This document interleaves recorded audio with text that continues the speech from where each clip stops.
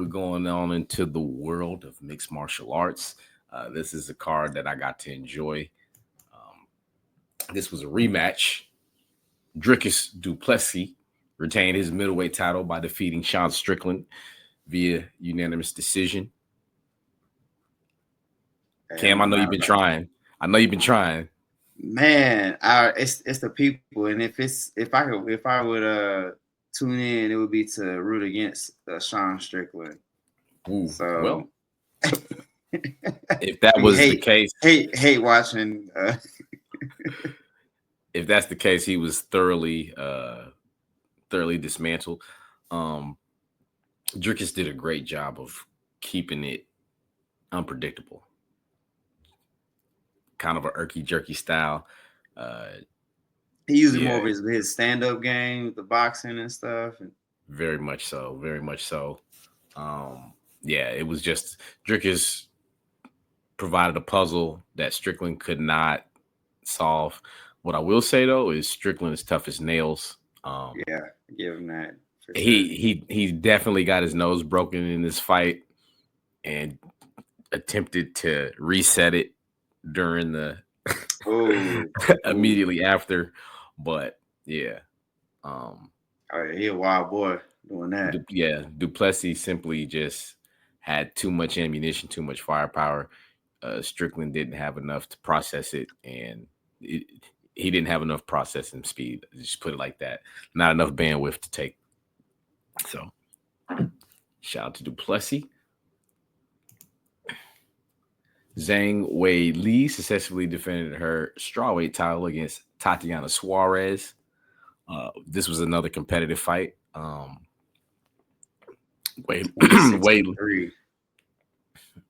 Li is maybe short in stature, but she's a giant in the sport, especially in her weight class. Semi-competitive. Tatiana Suarez was game, but just didn't have enough for Zhang Wei Li. So shout out to the women on the co-main here. 29 MMA fights is like 100 boxing matches. Man, that's a lot. In that work on the women's side, like for sure. Yeah, like how do you find that many opponents? yeah. No, that's respect all the way through. So shout out to you guys. Then we'll run through some of these. Taliesin Teixeira defeated Justin Tafa via first round TKO.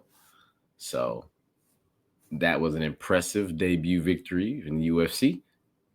Shout out to you. Somewhere Sharp is saying it's not that hard, right, LT? It's not that easy, right? Let's go. Moving right along. Jimmy Crute and Rodolfo Bellato ended in a majority draw after a 3-rounder. So you don't see that very much often, especially in UFC. Majority draw. Yeah, is that one of those that everybody agree with? I mean, as far as the fans go, apparently one judge had it one correct side coming out. That's an interesting concept in and of itself, though. Like, what if, two judges agree that this is the outcome, but what if, like, that guy was the deciding factor? Like, oh, let's go to the guy that didn't see it as a draw. Right. All right. And it's like, okay, you win that bout. I mean, getting the 2 out of 3. Hey, at some point we'll get the AI judging in there until we find out it's all rigged. And then, judging UFC is interesting in and of itself when it comes down to all the factors that you have in there. A controlled aggression, striking, ride time. I guess that's why it's called mixed martial arts. Moving right along. Jake Matthews secured a unanimous decision over Francisco Prado. So this looks like another one of those gatekeepers coming out on top over a young contender. Jake Matthews with the record of 20-6, beating Francisco Prado, who was 11-2. So, what do you think is going on there? Is it the prospect wasn't as ready as he thought, or are our older fighters becoming more wise and savvy as they gain more experience? Man, yes. Again, you have these gatekeepers for a reason. They hit their ceilings, okay, and they just somebody says, okay, you're not quite a champion, but you have a spot in a place in this sport, and these contenders and these prospects got to come through you. Right. And so this is a step up in work, and well, that step up, sometimes fighters aren't ready to make that next step. Mm-hmm. And that is what it is. It's a test. We big But we love to time. see, yeah, we appreciate our vets in the mixed martial arts. Um, it ain't Gotta easy. have it. It ain't Gotta easy. have it.